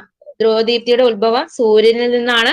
അപ്പൊ ഈ സൂര്യന്റെ അന്തരീക്ഷമായിട്ടുള്ള കൊറോണയിൽ നിന്ന് അതിശക്തമായിട്ടുള്ള വേഗതയിൽ ചാർജുള്ള കണികകൾ, പ്രോട്ടോണുകളും ഇലക്ട്രോണുകളും തുടർച്ചയായിട്ട് ബഹിരാകാശത്തേക്ക് പ്രവഹിക്കുന്നു. ഈ കണികകളുടെ പ്രവാഹത്തെയാണ് സൗരക്കാറ്റ് എന്ന് അറിയപ്പെടുന്നത്. അപ്പം അതാണ് സൗരക്കാറ്റ് എന്ന് പറയുന്നത്. രണ്ടാമത്തെ ഘട്ടമാണ് ഭൂമിയുടെ കാന്തമണ്ഡലം. ഭൂമിയുടെ കാന്തമണ്ഡലമാണ് ഇത് പറയുന്നത്. ഭൂമിക്ക് ഒരു ഭീമാകാരമായ കാന്തം പോലെ പ്രവർത്തിക്കുന്ന ഒരു കാന്തിക മണ്ഡലമുണ്ട്. ഈ കാന്തിക മണ്ഡലം ഭൂമിയെ ഒരു രക്ഷാ കവചം പോലെ പൊതിഞ്ഞു നിൽക്കുന്നു. എന്താണ്? ഭൂമിക്ക് ഒരു ഭീമാകാരമായിട്ടുള്ള കാന്തം പോലെ പ്രവർത്തിക്കുന്ന ഒരു കാന്തിക മണ്ഡലമുണ്ട്. ഈ കാന്തമണ്ഡലം ഭൂമിയെ ഒരു രക്ഷാ കവചം പോലെ പൊതിഞ്ഞു നിൽക്കുന്നു. ബഹിരാകാശത്ത് നിന്ന് വരുന്ന സൗരക്കാറ്റ് ഭൂമിയിൽ എത്തുമ്പോൾ ഈ കാന്തമണ്ഡലം അതിനെ ഭൂരിഭാഗവും തട്ടിമാറ്റുന്നു. ഇതെന്താണ്? ഭൂമിയിലെ ജീവജാലങ്ങളെ സൗരവികിരണത്തിൽ നിന്ന് സംരക്ഷിക്കുന്നു. ഭൂമിയുടെ കാന്തമണ്ഡലമാണ് രണ്ടാമത്തെ ഘട്ടം എന്ന് പറയുന്നത്. എന്താണ്? ഭൂമിക്ക് ഭീമാകാരമായിട്ടുള്ള കാന്തം പോലെ പ്രവർത്തിക്കുന്ന ഒരു കാന്തിക മണ്ഡലമുണ്ട്. അപ്പൊ ഈ കാന്തമണ്ഡലം എന്താണ്? ഭൂമിയെ ഒരു രക്ഷാ കവചം പോലെ പൊതിഞ്ഞ് സംരക്ഷിക്കുന്നുണ്ട്. പിന്നീട് എന്താണ്? ബഹിരാകാശത്ത് നിന്ന് വരുന്ന സൗരക്കാറ്റ്, ബഹിരാകാശത്ത് നിന്ന് വരുന്ന സൗരക്കാറ്റ് ഭൂമിയിൽ എത്തുമ്പോൾ ഈ കാന്തമണ്ഡലം എന്ത് ചെയ്യുന്നുണ്ട്? ഇതിന്റെ ഭൂരിഭാഗവും എന്താണ്? അതിനെ തട്ടിമാറ്റുന്നു. ഇത് ഭൂമിയിലെ ജീവജാലങ്ങളെ സൗരവികിരണത്തിൽ നിന്ന് സംരക്ഷിക്കുന്നു. ഇതാണ് ഭൂമിയുടെ കാന്തമണ്ഡലം പറയുന്നത്. അടുത്ത മൂന്നാമത്തെ ഘട്ടമാണ് ധ്രുവങ്ങളിലേക്കുള്ള പ്രവാഹം എന്ന് പറയുന്നത്. ധ്രുവങ്ങളിലേക്കുള്ള പ്രവാഹം എന്ന് പറയുന്നത്. അപ്പൊ ഈ ഭൂമിയുടെ കാന്തമണ്ഡലം സൗരക്കാറ്റിനെ തട്ടിമാറ്റുമെങ്കിലും ചില ചാർജുള്ള കണികകൾ എന്താണ്? കാന്തിക ബലരേഖകളിലൂടെ ധ്രുവ പ്രദേശങ്ങളിലേക്ക് ആകർഷിക്കപ്പെടുന്നു. അപ്പൊ എന്താണ്? ഭൂമിയുടെ കാന്തമണ്ഡലം സൗരക്കാറ്റിനെ തട്ടിമാറ്റുമെങ്കിലും ചില ചാർജുള്ള കണികകൾ എന്താണ്? കാന്തിക ബലരേഖകളിലൂടെ ധ്രുവ പ്രദേശങ്ങളിലേക്ക് ആകർഷിക്കപ്പെടുന്നു. ഭൂമിയുടെ ഉത്തര ദക്ഷിണ ധ്രുവങ്ങളിലാണ് ഈ കാന്തിക ബലരേഖകൾ കേന്ദ്രീകരിച്ചിരിക്കുന്നത്. എവിടെയാണ്? ഭൂമിയുടെ ഉത്തര ദക്ഷിണ ധ്രുവങ്ങളിലാണ് ഈ കാന്തിക ബലരേഖകൾ കേന്ദ്രീകരിച്ചിരിക്കുന്നത്. അതുകൊണ്ട് തന്നെ എന്താണ്?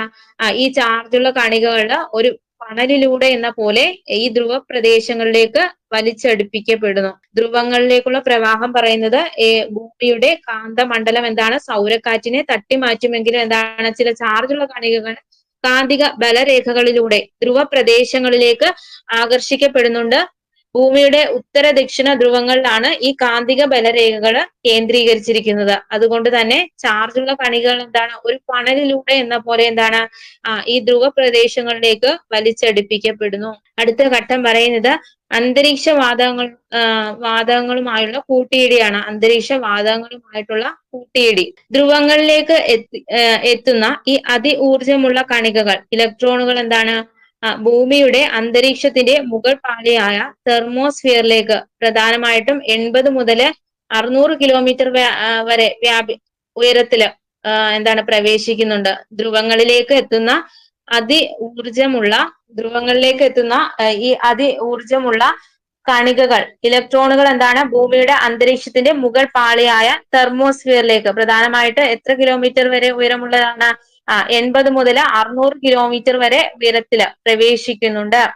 അവിടെ വെച്ച് അവ എന്താണ്? അന്തരീക്ഷത്തിലെ വാതക തന്മാത്രയുമായിട്ട്, പ്രധാനമായിട്ടും ഏതൊക്കെയാണ്? ഓക്സിജനും നൈട്രജനും ആണ് അവിടുത്തെ അന്തരീക്ഷത്തിലെ വാതക തന്മാത്രകളുമായിട്ട് അതിവേഗത്തിൽ കൂട്ടിയിടിക്കുന്നു. അതാണ് അന്തരീക്ഷ വാതകങ്ങളുടെ കൂട്ടിയിടി പറയുന്നത്. അപ്പൊ ധ്രുവങ്ങളിലേക്ക് എത്തുന്ന ഊർജമുള്ള കണികകൾ എന്താണ്? ഇലക്ട്രോണുകള് ഭൂമിയുടെ അന്തരീക്ഷത്തിന്റെ മുകൾ പാളിയായ തെർമോസ്ഫിയറിലേക്ക് പ്രവേശിക്കുന്നു. അവിടെ വെച്ച് എന്താണ്, അന്തരീക്ഷത്തിലെ വാതക തന്മാത്രകളുമായിട്ട്, ഏതൊക്കെ വാതകങ്ങളാണ്, ഓക്സിജനും നൈട്രജനുമായിട്ട് അതിവേഗത്തില് കൂട്ടിയിടിക്കുന്നു. അടുത്ത ഘട്ടം പറയുന്നതാണ് പ്രകാശത്തിന്റെ ഉൽപാദനം. പ്രകാശത്തിന്റെ ഉൽപാദനമാണ്. അപ്പൊ ഈ കൂട്ടിയിടി മൂലം, ഇപ്പം മുകളിൽ പറഞ്ഞ അന്തരീക്ഷവാതകങ്ങളുടെ കൂട്ടിയിടി മൂലം എന്താണ്, വാതക തന്മാത്രകളുടെ ആറ്റങ്ങൾക്ക് അധിക ഊർജം ലഭിക്കുകയും അവ എന്താണ്, ഒരു ഉയർന്ന ഊർജ നിലയിലേക്ക് മാറുകയും ചെയ്യുന്നു. അപ്പൊ എന്താണ്, അന്തരീക്ഷവാതകങ്ങളുടെ കൂട്ടിയിടി മൂലം എന്താണ്, വാതക തന്മാത്രകളിലെ ആറ്റങ്ങൾക്ക് അധിക ഊർജം ലഭിക്കുകയും അവ ഒരു ഉയർന്ന ഊർജ നിലയിലേക്ക് മാറുകയും ചെയ്യുന്നു. എന്നാല് ഈ അവസ്ഥ അസ്ഥിരമായതിനാൽ ആറ്റങ്ങൾ തങ്ങളുടെ സാധാരണ ഊർജ നിലയിലേക്ക് തിരികെ വരാൻ ശ്രമിക്കുന്നുണ്ട്. അപ്പൊ ഈ അവസ്ഥ ഒരു അസ്ഥിരമായിട്ടുള്ള ഒരു അവസ്ഥയാണ്. അതുകൊണ്ട് തന്നെ എന്താണ്, ആറ്റങ്ങൾ തങ്ങളുടെ സാധാരണ ഊർജ നിലയിലേക്ക് തിരികെ വരാൻ ശ്രമിക്കുന്നു. ഈ പ്രക്രിയയിൽ അധികമായി ലഭിച്ച ഊർജം എന്താണ്, പ്രകാശ കണികകളായിട്ട്, അതായത് ഫോട്ടോണായിട്ട് പുറത്തു വിടുന്നുണ്ട്. അപ്പൊ ഈ പ്രകാശമാണ് നമ്മൾ ധ്രുവദീപ്തിയായിട്ട് കാണപ്പെടുന്നത്. അന്തരീക്ഷവാതകങ്ങളുടെ കൂട്ടിയിടി മൂലം എന്താണ്, വാതക തന്മാത്രകളുടെ ആറ്റങ്ങൾക്ക് അധിക ഊർജം ലഭിച്ച് അവ എന്താണ്, ഒരു ഉയർന്ന ഊർജ നിലയിലേക്ക് അപ്പൊ ഈ അവസ്ഥ ഒരു അസ്ഥിരമായതിനാൽ എന്താണ്, ആറ്റങ്ങൾ തങ്ങളുടെ സാധാരണ ഊർജ നിലയിലേക്ക് തിരികെ വരാൻ ശ്രമിക്കുന്നു. അപ്പൊ ഈ പ്രക്രിയയിൽ അധികമായി ലഭിച്ച ഊർജം എന്താണ്, പ്രകാശ കണികകളായിട്ട്, ഫോട്ടോണുകളായിട്ട് പുറത്തു വിടുന്നു. ഈ പ്രകാശമാണ് നമ്മൾ എന്താണ്, ധ്രുവദീപ്തിയായിട്ട് കാണപ്പെടുന്നത്. അപ്പൊ ധ്രുവദീപ്തിയുടെ ഘട്ടങ്ങളാണ് ഏതൊക്കെ, സൗരക്കാറ്റ്, ഭൂമിയുടെ കാന്തമണ്ഡലം, ധ്രുവങ്ങളിലേക്കുള്ള പ്രവാഹം, പിന്നീട് എന്താണ്, അന്തരീക്ഷ വാതകങ്ങളുമായിട്ടുള്ള കൂട്ടിയിടി, പ്രകാശത്തിന്റെ ഉൽപാദനം. അപ്പൊ ഇത്രയും ഘട്ടങ്ങളിലൂടെയാണ് നമുക്ക് ഈ ധ്രുവദീപ്തി ഉണ്ടാകുന്നത്. ഏതൊക്കെയാണ്, സൗരക്കാറ്റ്, ഭൂമിയുടെ കാന്തമണ്ഡലം, ധ്രുവങ്ങളിലേക്കുള്ള പ്രവാഹം, അന്തരീക്ഷ വാതകങ്ങളുമായുള്ള കൂട്ടിയിടി, പ്രകാശത്തിന്റെ ഉൽപാദനം. അടുത്തതായിട്ട് നോക്കാൻ പോകുന്നത് ഈ ധ്രുവദീപ്തിയുടെ നിറങ്ങളാണ്, കളേഴ്സ് ഓഫ് ദ അറോറ. അപ്പൊ ധ്രുവദീപ്തിയുടെ നിറം പ്രധാനമായിട്ടും രണ്ട് കാര്യങ്ങളെ ആശ്രയിച്ചിരിക്കുന്നു. അപ്പൊ ധ്രുവദീപ്തിയുടെ നിറം പ്രധാനമായിട്ടും രണ്ട് കാര്യങ്ങളെയാണ് ആശ്രയിച്ചിരിക്കുന്നത്. ഒന്നാമതായിട്ട് ഏത് വാതകവുമായാണ് കണികകൾ കൂട്ടിയിടിക്കുന്നത്. അപ്പൊ പ്രധാന വാതകം ഓക്സിജനും നൈട്രജനും. ഏത് വാതകവുമായിട്ടാണ് കണികകൾ കൂട്ടിയിടിക്കുന്നത്. പിന്നീട് രണ്ടാമതായിട്ട് പറയുന്നത് കൂട്ടിയിടി നടക്കുന്ന ഉയരം. കൂട്ടിയിടി നടക്കുന്ന ഉയരം. അപ്പൊ ധ്രുവദീപ്തിയുടെ നിറങ്ങള് പ്രധാനമായിട്ട് രണ്ട് കാര്യങ്ങളെ ആശ്രയിച്ചിരിക്കുന്നു. ഒന്നാമതായിട്ട് പറയുന്നത് ഏത് വാതകവുമായിട്ടാണ് കണികകൾ കൂട്ടിയിടിക്കുന്നത്, ഓക്സിജൻ അല്ലെങ്കിൽ നൈട്രജൻ ആണോ, അല്ലെങ്കിൽ പിന്നെ എന്താണ്, കൂട്ടിയിടി നടക്കുന്ന ഉയരത്തിന്റെ അടിസ്ഥാനത്തിൽ എന്താണ്, ധ്രുവദീപ്തിയുടെ നിറം അതിനെ ആശ്രയിച്ചിരിക്കുന്നു. അപ്പോഴ് ധ്രുവദീപ്തിയുടെ നിറം പച്ചയാണെങ്കിൽ, പച്ച, ചുവപ്പ്, നീലയും പർപ്പിളും. ആദ്യത്തെ നിറം പറയുന്നത് പച്ചയാണ്, പച്ച നിറം, ഗ്രീന്. ഏറ്റവും സാധാരണയായി കാണപ്പെടുന്ന നിറമാണ്, ഏറ്റവും സാധാരണയായിട്ട് കാണപ്പെടുന്ന നിറമാണ് എന്ന് പറയുന്നത് പച്ച. ഏകദേശം 100 മുതൽ 200 കിലോമീറ്റർ വരെ ഉയരത്തിൽ ഓക്സിജൻ ആറ്റങ്ങളുമായിട്ട് ഇലക്ട്രോണുകൾ കൂട്ടിയിടിക്കുമ്പോഴാണ് പച്ച നിറം ഉണ്ടാകുന്നത്. അപ്പൊ ധ്രുവദീപ്തിയുടെ നിറം പച്ചയാണെങ്കിൽ ധ്രുവദീപ്തിയുടെ നിറം എന്താണ്, ഏറ്റവും സാധാരണയായി കാണപ്പെടുന്ന നിറമാണ് പച്ച എന്ന് പറയുന്നത്. ഏകദേശം 100 മുതൽ 200 കിലോമീറ്റർ വരെ ഉയരത്തിൽ ഓക്സിജൻ ആറ്റങ്ങളുമായിട്ട് ഈ ഇലക്ട്രോണുകൾ കൂട്ടിയിടിക്കുമ്പോഴാണ് എന്ത്, പച്ച നിറം ഉണ്ടാകുന്നത്. അടുത്ത രണ്ടാമത്തെ നിറമാണ് പറയുന്നത് റെഡ്, ചുവപ്പ് നിറമാണ്. ഈ നിറം ഇതെന്താണ്, താരതമ്യേന അപൂർവമാണ്, താരതമ്യേന അപൂർവമായ നിറമാണ്. 200 കിലോമീറ്ററിനും മുകളിലുള്ള ഉയരത്തില് ഓക്സിജൻ ആറ്റങ്ങളുമായി കൂട്ടിയിടിക്കുമ്പോഴാണ് ചുവന്ന ധ്രുവദീപ്തി കാണാൻ കഴിയുന്നത്. അപ്പൊ ഇതെന്താണ്, താരതമ്യേന അപൂർവമാണ്. ചുവപ്പ് നിറത്തിൽ ധ്രുവദീപ്തി കാണപ്പെടുന്നത് അപൂർവമായിട്ടുള്ള ഒരു കാര്യമാണ്. അപ്പൊ 200 കിലോമീറ്ററിനും മുകളിലുള്ള ഉയരത്തില് ഓക്സിജൻ ആറ്റങ്ങളുമായിട്ട് കൂട്ടിയിടിക്കുമ്പോഴാണ് ചുവന്ന ധ്രുവദീപ്തി കാണാൻ സാധിക്കുന്നത്. അടുത്തതാണ് നീലയും പർപ്പിളും, ബ്ലൂ ആൻഡ് പർപ്പിള്. ഏകദേശം 100 കിലോമീറ്റർ താഴെയുള്ള ഉയരത്തില് നൈട്രജൻ തന്മാത്രകളുമായി കണികകൾ കൂട്ടിയിടിക്കുമ്പോഴാണ് ഈ നിറം ഉണ്ടാകുന്നത്. അപ്പൊ നീലയും പർപ്പിളും നിറം ഉണ്ടാകുന്നത് ഏകദേശം 100 കിലോമീറ്ററിൽ താഴെയുള്ള ഉയരത്തില് നൈട്രജൻ തന്മാത്രകളുമായിട്ട് കണികകൾ കൂട്ടിയിടിക്കുമ്പോഴാണ് ഈ നിറങ്ങൾ ഉണ്ടാകുന്നത്. അപ്പൊ ഇവ സാധാരണയായിട്ട് ധ്രുവദീപ്തിയുടെ താഴത്തെ അരികുകളിലാണ് കാണപ്പെടുന്നത്. ഇപ്പൊ ധ്രുവദീപ്തിയുടെ നിറങ്ങളാണ്, ധ്രുവദീപ്തിയുടെ നിറം പ്രധാനമായിട്ട് രണ്ട് കാര്യങ്ങളെ ആശ്രയിച്ചിരിക്കുന്നു. അപ്പൊ ഏത് വാതകവുമായിട്ടാണ് ഈ കണികകൾ കൂട്ടിയിടിക്കുന്നത്, ഓക്സിജന് അല്ലെങ്കിൽ നൈട്രജനുമായിട്ടാണോ, എന്താണ് കൂട്ടിയിടി നടക്കുന്ന ഉയരത്തിന് അനുസരിച്ച് എന്താണ് ധ്രുവദീപ്തിയുടെ നിറം നെ ആശ്രയിച്ചിരിക്കുന്നു. അപ്പൊ എന്താണ് ഒന്നാമത്തെ നിറം പറയുന്നത് പച്ച നിറമാണ്. ഏറ്റവും സാധാരണയായിട്ട് കാണപ്പെടുന്ന നിറമാണ് എന്ന് പറയുന്നത് പച്ച.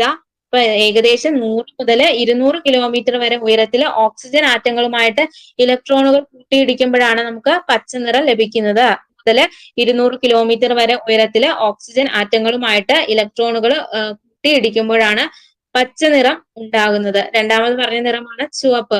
ഇതെന്ന് പറയുന്നത് താരതമ്യേന അപൂർവമായിട്ടുള്ള ധ്രുവദീപ്തിയുടെ അപൂർവമായിട്ടുള്ള നിറമാണ് ചുവപ്പ് എന്ന് പറയുന്നത്. 200 കിലോമീറ്ററിന് മുകളിലുള്ള ഉയരത്തില് ഓക്സിജൻ ആറ്റങ്ങളുമായിട്ട് കൂട്ടിയിടിക്കുമ്പോഴാണ് നമുക്ക് ചുവന്ന ധ്രുവദീപ്തി കാണാൻ സാധിക്കുന്നത്. അടുത്തയാണ് നീലയും പർപ്പിളും നിറം. ഇപ്പൊ ഏകദേശം 100 കിലോമീറ്ററിൽ താഴെയുള്ള ഉയരത്തില് നൈട്രജൻ തന്മാത്രകളുമായിട്ട് കണികകൾ കൂട്ടിയിടിക്കുമ്പോഴാണ് ഈ നിറം ഉണ്ടാകുന്നത്. സാധാരണയായിട്ട് ധ്രുവദീപ്തിയുടെ താഴത്തെ അരികുകളിലാണ് ഈ നിറം കാണപ്പെടുന്നത്. അപ്പം ഇതിന്റെ ഒരു ഇപ്പൊ ധ്രുവദീപ്തിയുടെ പ്രധാന സംഗ്രഹം ഒന്ന് നോക്കാം. ഇതിന്റെ ഉറവിടം, ധ്രുവദീപ്തിയുടെ ഉറവിടം എന്ന് പറയുന്നത് സൂര്യനിൽ നിന്നുള്ള സൗരക്കാറ്റാണ്. സൂര്യനിൽ നിന്നുള്ള സൗരക്കാറ്റാണ് ഇതിന്റെ ഉറവിടം എന്ന് പറയുന്നത്. ഇപ്പൊ കാരണം എന്താണ്? ധ്രുവദീപ്തിയുടെ കാരണം പറയുന്നത് ചാർജുള്ള കണികകൾ ഭൂമിയുടെ അന്തരീക്ഷത്തിലെ വാതകങ്ങളുമായിട്ട് കൂട്ടിയിടിക്കുന്നതാണ് ധ്രുവദീപ്തിക്ക് കാരണം എന്ന് പറയുന്നത്. ചാർജുള്ള കണികകള് ഭൂമിയുടെ അന്തരീക്ഷത്തിലെ വാതകങ്ങളുമായിട്ട് കൂട്ടിയിടിക്കുന്നതാണ് കാരണം എന്ന് പറയുന്നത്. അപ്പൊ ഈ ധ്രുവദീപ്തി നടക്കുന്ന സ്ഥലം എവിടെയാണ്? ധ്രുവ പ്രദേശങ്ങൾ. ഭൂമിയുടെ കാന്തമണ്ഡലം കാരണമാണ് ധ്രുവ പ്രദേശങ്ങളിലാണ്. ഏത് അന്തരീക്ഷ പാളിയിലാണ്? തെർമോസ്ഫിയറിലാണ്. തെർമോസ്ഫിയർ. അടുത്തത് നിറങ്ങൾ ഏതൊക്കെയാണ്? ഓക്സിജൻ. ഓക്സിജന്റെ സാന്നിധ്യം മൂലം ഉണ്ടാകുന്നതാണ് പച്ച, ചുവപ്പ്. നൈട്രജന്റെ സാന്നിധ്യം മൂലം ഉണ്ടാകുന്നത് അത് നീല, പർപ്പിൾ എന്നിവയുമായുള്ള കൂട്ടിയിടിയെയും ഉയരത്തെയും ആശ്രയിച്ചിരിക്കുന്നു. പിന്നീട് മറ്റ് ഗ്രഹങ്ങളില് ഭൂമിയിൽ മാത്രമല്ല വ്യാഴം, ശനി, യുറാനസ്, നെപ്റ്റ്യൂൺ തുടങ്ങിയ കാന്തിക മണ്ഡലമുള്ള മറ്റ് ഗ്രഹങ്ങളിലും എന്താണ് ധ്രുവദീപ്തികൾ നിരീക്ഷിക്കപ്പെട്ടിട്ടുണ്ട്. ഭൂമിയിൽ മാത്രമല്ല മറ്റേത് ഗ്രഹങ്ങളിലാണ്? വ്യാഴം, ശനി, യുറാനസ്, നെപ്റ്റ്യൂൺ തുടങ്ങിയ കാന്തിക മണ്ഡലങ്ങളുള്ള മറ്റ് ഗ്രഹങ്ങളിലും എന്താണ് ധ്രുവദീപ്തികൾ നിരീക്ഷിക്കപ്പെട്ടിട്ടുണ്ട്. അപ്പൊ ധ്രുവദീപ്തിയുടെ പ്രധാന ഉറവിടം എന്ന് പറയുന്നത് സൂര്യനിൽ നിന്നുള്ള സൗരക്കാറ്റാണ്. കാരണം എന്താണ്? ചാർജുള്ള കണികകൾ ഭൂമിയുടെ അന്തരീക്ഷത്തിലെ വാതകങ്ങളുമായിട്ട് കൂട്ടിയിടിക്കുന്നത്. ഇത് നടക്കുന്ന സ്ഥലം ധ്രുവങ്ങളിലാണ് ഭൂമിയുടെ കാന്തമണ്ഡലം കാരണം. അടുത്തത് അന്തരീക്ഷ പാളി തെർമോസ്ഫിയറിലാണ്. തെർമോസ്ഫിയർ അല്ലെങ്കിൽ അയണോസ്ഫിയർ. പിന്നീട് എന്താണ്? നിറങ്ങൾ. ഓക്സിജൻ ആണെങ്കിൽ പച്ച, ചുവപ്പ് നിറത്തിലും നൈട്രജൻ ആണെങ്കിൽ നീല, പർപ്പിൾ എന്നിവയുമായുള്ള ഇടിയെയും ഉയരത്തെയും ആശ്രയിച്ച് ഇരിക്കുന്നു. ഏതൊക്കെ ഗ്രഹങ്ങളിലാണ്? ഭൂമിയിൽ മാത്രമല്ല വ്യാഴം, ശനി, യുറാനസ്, നെപ്റ്റ്യൂൺ തുടങ്ങിയ കാന്തിക മണ്ഡലമുള്ള മറ്റ് ഗ്രഹങ്ങളിലും ധ്രുവദീപ്തികൾ നിരീക്ഷിക്കപ്പെട്ടിട്ടുണ്ട്. ഇനി കുറച്ച് ക്വസ്റ്റ്യൻസ് ആണ് നോക്കാൻ പോകുന്നത്. ഉത്തര ധ്രുവത്തിൽ കാണപ്പെടുന്ന ധ്രുവദീപ്തി ഏത് പേരിലാണ് അറിയപ്പെടുന്നത്? ഉത്തര ധ്രുവത്തിൽ കാണപ്പെടുന്ന ധ്രുവദീപ്തി ഏത് പേരിൽ അറിയപ്പെടുന്നു? ആൻസർ ആയിട്ട് വരുന്നത് ഓപ്ഷൻ സി അറോറ ബോറിയാലിസ് ആണ്. ഉത്തര ധ്രുവത്തിൽ കാണപ്പെടുന്ന ധ്രുവദീപ്തി അറിയപ്പെടുന്ന പേരാണ് അറോറ ബോറിയാലിസ്. അപ്പം ഉത്തര ധ്രുവദീപ്തിയെ നോർത്തേൺ ലൈറ്റ്സ് എന്നും വിളിക്കപ്പെടുന്നുണ്ട്. ഈ ഉത്തര ധ്രുവദീപ്തിയെ നോർത്തേൺ ലൈറ്റ്സ് എന്നും വിളിക്കപ്പെടുന്നു. ഇപ്പൊ ദക്ഷിണ ധ്രുവത്തിലാണെങ്കിൽ ഏതാണ്? അറോറ ഓസ്ട്രാലിയാസിസ് എന്ന് അറിയപ്പെടുന്നത്. ദക്ഷിണ ധ്രുവത്തിലെ കാണപ്പെടുന്ന ധ്രുവദീപ്തി അറിയപ്പെടുന്ന പേരാണ് അറോറ ഓസ്ട്രാലിസ് എന്നറിയപ്പെടുന്നത്. അപ്പം രണ്ടാമത്തെ ക്വസ്റ്റ്യൻ, ധ്രുവദീപ്തി രൂപം കൊള്ളുന്നതിന് കാരണമായിട്ടുള്ള സൗര പ്രതിഭാസം ഏതാണ്? ധ്രുവദീപ്തി രൂപം കൊള്ളാൻ കാരണമായിട്ടുള്ള സൗര പ്രതിഭാസം ഏതാണ്? ആൻസർ ആയിട്ട് വരുന്നത് ഓപ്ഷൻ സി സൗരക്കാറ്റാണ്. സോളാർ വിൻഡ് ആണ്. അപ്പൊ ഇതെന്ന് പറയുന്നത് സൗരക്കാറ്റിൽ നിന്നുള്ള ചാർജുള്ള കണികകളാണ് ധ്രുവദീപ്തിക്ക് അടിസ്ഥാന കാരണം. സൗരക്കാറ്റിലുള്ള ചാർജുള്ള കണികകളാണ് ധ്രുവദീപ്തിക്ക് അടിസ്ഥാന കാരണം. ഇപ്പൊ കൊറോണൽ മാസ് ഇഞ്ചക്ഷൻ സൗരക്കാറ്റിന്റെ തീവ്രത കൂട്ടാമെങ്കിലും അടിസ്ഥാന കാരണം സൗരക്കാറ്റാണ്. അതാണ് കൊറോണൽ മാസ് ഇഞ്ചക്ഷൻ സൗരക്കാറ്റിന്റെ തീവ്രത കൂട്ടാമെങ്കിലും അടിസ്ഥാന കാരണം സൗരക്കാറ്റാണ്. അപ്പൊ ധ്രുവദീപ്തി രൂപം കൊള്ളുന്നതിന് കാരണമായിട്ടുള്ള സൗര പ്രതിഭാസമാണ് എന്ന് പറയുന്നത് സൗരക്കാറ്റ്. മൂന്നാമത്തെ ക്വസ്റ്റ്യൻ, ഭൂമിയുടെ അന്തരീക്ഷത്തിലെ ഏത് പാളിയിലാണ് ധ്രുവദീപ്തി അതായത് അറോറ സാധാരണയായിട്ട് കാണപ്പെടുന്നത്? എവിടെയാണ്? ആൻസർ ആയിട്ട് വരുന്നത് ഓപ്ഷൻ ഡി തെർമോസ്ഫിയറിലാണ്.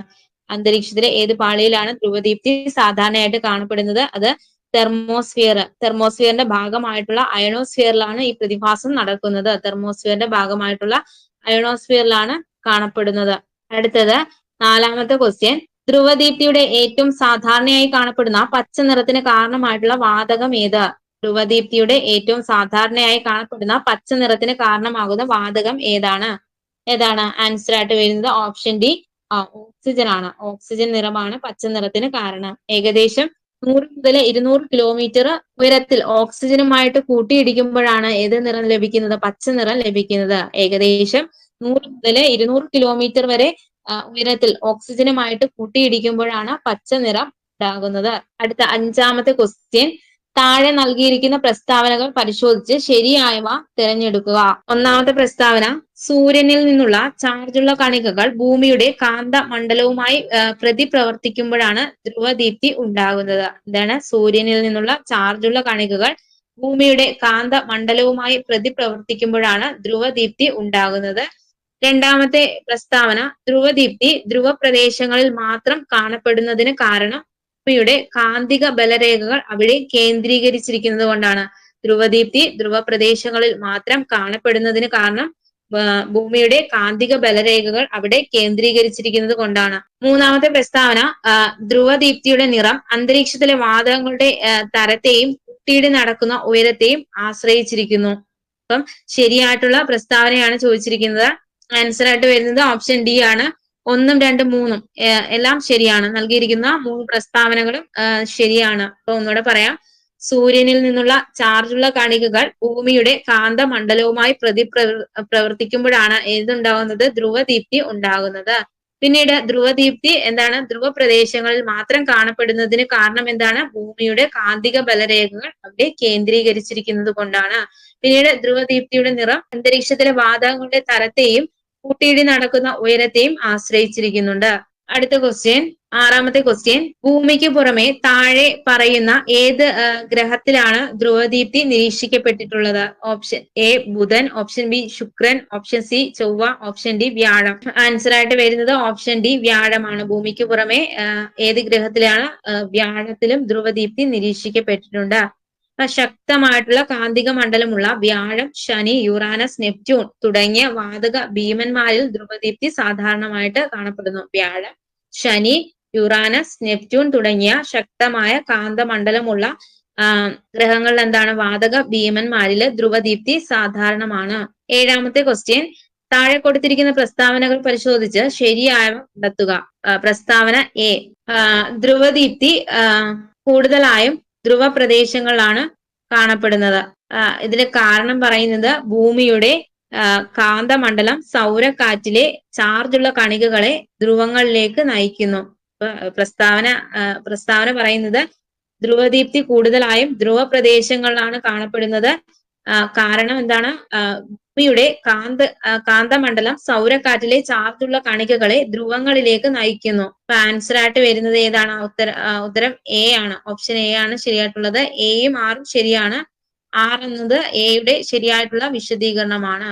അപ്പൊ ഇത് രണ്ടും ശരിയായിട്ടാണ് പറയുന്നത്. ധ്രുവദീപ്തി കൂടുതലായും ധ്രുവ പ്രദേശങ്ങളിലാണ് കാണപ്പെടുന്നത്. ഭൂമിയുടെ കാന്തമണ്ഡലം സൗരക്കാറ്റിലെ ചാർജുള്ള കണികകളെ ധ്രുവങ്ങളിലേക്ക് നയിക്കുന്നു. അടുത്ത 8ാമത്തെ ക്വസ്റ്റ്യൻ, ധ്രുവദീപ്തിയിൽ കാണപ്പെടുന്ന നീല, പർപ്പിൾ നിറത്തിന് കാരണമായിട്ടുള്ള വാതകം ഏതാണ്? ആൻസർ ആയിട്ട് വരുന്നത് ഓപ്ഷൻ ബി നൈട്രജൻ ആണ്. ധ്രുവദീപ്തിയിൽ കാണപ്പെടുന്ന നീല, പർപ്പിൾ നിറത്തിന് കാരണമായിട്ടുള്ള വാതകം ഏതാണ്? അത് നൈട്രജൻ ആണ്. അപ്പൊ ഇതെന്ന് പറയുന്നത് താഴ്ന്ന ഉയരങ്ങളില് നൈട്രജനുമായുള്ള കൂട്ടിയിടിയിലാണ് നീലയും പർപ്പിളും നിറങ്ങൾക്ക് കാരണമാകുന്നത്. അപ്പൊ ഇത്രയാണ് ഇന്നത്തെ ക്വസ്റ്റ്യൻ. Thank you.